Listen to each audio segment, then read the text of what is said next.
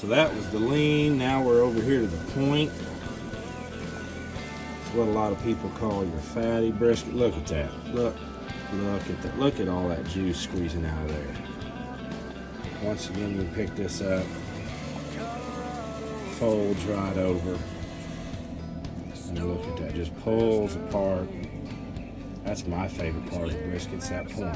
A lot of people like that flat 'cause it's a little leaner.